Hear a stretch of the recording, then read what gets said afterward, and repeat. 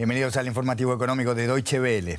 En medio de una guerra, la población también sufre las consecuencias económicas de un conflicto. Israel es uno de los países con el mayor ingreso per cápita del mundo, pero los expertos advierten que si este conflicto se extiende en el tiempo, la economía podría verse gravemente afectada. El hecho de que las fuerzas de defensa de Israel cuenten con un pequeño contingente permanente y que parte de la población civil sea movilizada para participar como reservista cuando se produce un conflicto de estas características, tiene consecuencias en el mercado laboral y afecta también al funcionamiento de las empresas. Para conocer más detalles del estado de situación de la economía israelí, conectamos con nuestro compañero Ezequiel Daray en nuestra redacción económica aquí en Berlín.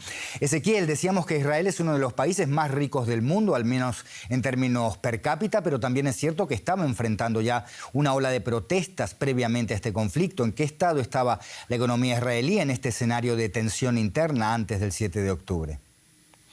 Bueno, Andrés, como bien decís, con $58.000 por año es uno de los países con mejor ingreso per cápita. Es muy dependiente del sector tecnológico, que solamente emplea al 10% de la población, pero que representa el 18% del Producto Bruto y el 50% de sus exportaciones. Este sector es tan dinámico que le permitió, por ejemplo, evadir los efectos de crisis como la crisis financiera de 2008 o inclusive no sufrir tanto los efectos de la pandemia. Lo que ocurre es que también estos jóvenes, como decías, con todas estas protestas que se fueron dando previo al conflicto, estaban participando activamente. Había un creciente descontento con el gobierno, una caída de la inversión, devaluación del shekel, de la moneda, y un dato impactante es que de los primeros 9 meses de este año, la gran mayoría de las startups israelíes que se abrieron lo hicieron fuera de Israel. Lo hicieron, por ejemplo, en países como Estados Unidos. Y concretamente a esta hora, Ezequiel, ¿cuál es el impacto que está generando la guerra contra Hamás a la economía y al mercado de trabajo en Israel?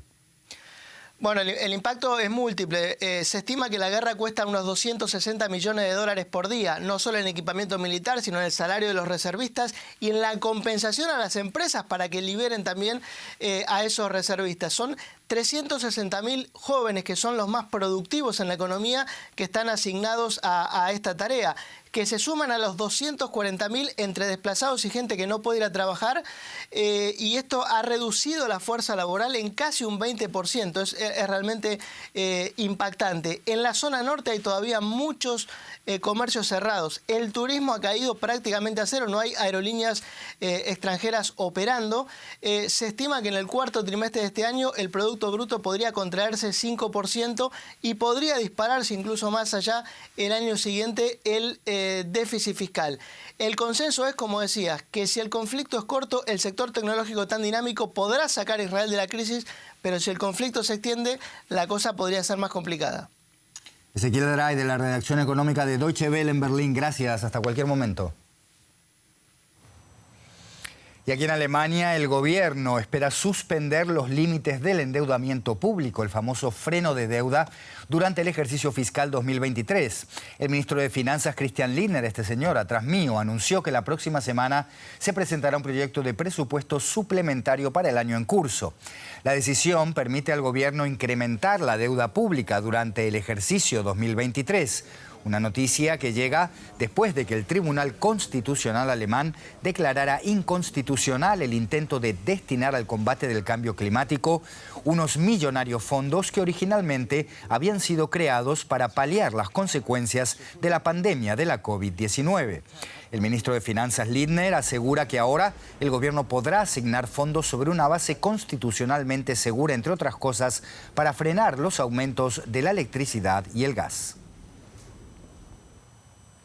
Y la falta de acuerdo entre los exportadores de petróleo inquieta a los mercados. Angola y Nigeria, miembros africanos de la Organización de Países Exportadores de Petróleo, quieren una mayor producción para el año que viene.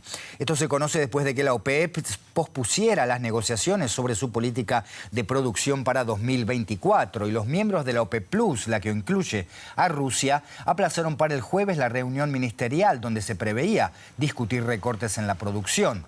Una decisión sorpresiva que provocó una caída de los precios del crudo. Y si se trata de petróleo, por supuesto, Ana Nieto está aquí para explicarnos mejor las cosas. Ana, en Nueva York. Bueno, cuéntanos concretamente qué es lo que está enfrentando los países de la OPEP en esta discusión sobre la política de petróleo en el futuro inmediato. Sí, Arabia Saudí, que es el miembro más influyente de la OPEP, quiere un barril entre 80 y 100 dólares y que desde hace meses ha rebajado su producción, de forma unilateral para presionar los precios a la baja, con un relativo éxito y poco en los últimos meses, porque desde septiembre el precio del barril ha caído alrededor de un 18%. Antes de la cita que estaba prevista para el fin de semana, se especulaba que Arabia Saudí continuara con el recorte de 1 millón de barriles al día, que por más que este país realmente no hubiera planeado llevar el recorte más allá del año 2024. De hecho, de lo que se especula es que el retraso de la cita se deba al intento de este país de unificar con el resto del cártel una rebaja de la producción de cuotas de todos los países, es decir, que todos pongan de su parte para rebajar la producción. Los países africanos, como dices, Congo, Angola y sobre todo Nigeria, ya aceptaron una menor producción en junio y ahora quieren subir su cuota sobre la de junio e incluso producir más. Retrasar la reunión de la OPEP no es del todo infrecuente, pero sí es raro y está proyectando esta disensión dentro del grupo, que está aumentando la volatilidad de los precios y el petróleo sigue a la baja. Los traders esperan que el jueves, día 30, se salga una decisión, se acabe el disenso y se llegue a un acuerdo de producción para el año 2024. Y con esta falta de acuerdos al interior de la OPEP y este complicado contexto internacional, Ana, ¿cuáles son los retos de cara al futuro para el cártel entonces? Pues tiene dos muy claros. El primero es la ralentización de la demanda. La Agencia Internacional de la Energía y la OPEP tienen distintas previsiones de lo que puede ocurrir con China, que es un país clave para la producción de la producción de petróleo de los países que lo producen. Pero dado que se espera que haya menor crecimiento en este país, no se espera que haya un aumento de la demanda. La Agencia Internacional de la Energía, además, espera que en el mercado haya un superávit de producción, incluso si la OPEP reduce producción. Y además, más que la OPEP, Estados Unidos, Guyana y Brasil están produciendo mucho petróleo, ya no controlan el mercado.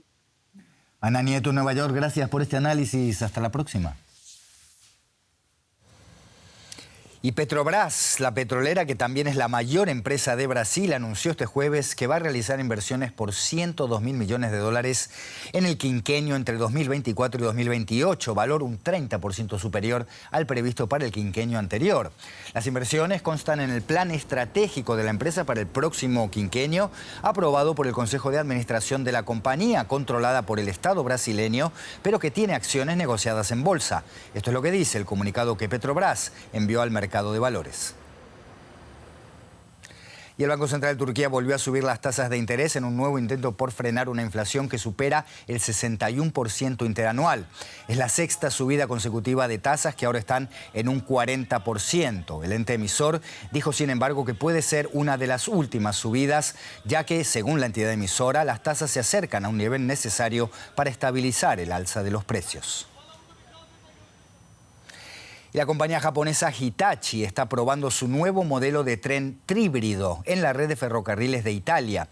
Este puede funcionar con diésel de ser necesario, pero también como tren híbrido o incluso puramente eléctrico, lo que ahorra recursos y reduce la contaminación y las emisiones de dióxido de carbono. El futuro del transporte ferroviario europeo ya está en Italia.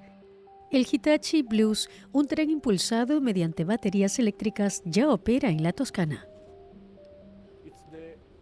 Es un proyecto innovador, el primer tren, digamos, tríbrido del mundo, ya que puede funcionar en tramos electrificados, pero también con diésel o con baterías eléctricas. La filial de Hitachi se encuentra en Pistoia, en el norte de Italia. Marco Sacchi y su equipo son los artífices del proyecto auspiciado por la matriz de la compañía japonesa, que ya ha vendido 40 trenes. La revolución tecnológica consiste aquí en la introducción de la batería junto con el diésel, lo que permite reducir en gran medida el consumo de combustible. Su precio de venta es superior al de un tren convencional, pero según Hitachi, esto se compensa durante su vida útil al ahorrar la mitad de combustible. Las baterías se cargan durante la marcha, de forma similar a un auto eléctrico híbrido. Además, también está preparado para usar vías electrificadas. De momento, sigue siendo necesario un motor diésel, pero no por mucho tiempo. En 2030 habremos vendido unos 3.000 trenes que funcionen solo con baterías o como modelo híbrido. Este último ya lo tenemos y en cuestión de un año estará listo el modelo que funciona solo con baterías. En regiones rurales como la Toscana, con pocos tramos electrificados, el tren es demasiado caro. Una problemática que se repite por toda Europa. En Borgo San Lorenzo, a 1 hora de Florencia, la mayoría de los trenes son antiguos y contaminan mucho. El Hitachi Blues ha sido probado aquí en los últimos meses y los pasajeros notan la diferencia. Estos trenes son muy diferentes, más compactos y robustos. A primera vista, la impresión es muy buena. Es mucho más confortable. También valoro mucho su puntualidad y el servicio. Además, está la cuestión medioambiental, algo especialmente importante en esta región que este otoño sufrió graves inundaciones causadas por el cambio climático. Creemos que a medio plazo las baterías son la mejor solución para reducir la contaminación y las emisiones de CO2. Competidores directos como Siemens y Alstom experimentan con tecnología de hidrógeno, por lo que parece que los trenes de propulsión a diésel pronto podrían ser cosa del pasado en Europa. Esta fue la economía en Deutsche Welle por hoy. Nos vemos la próxima.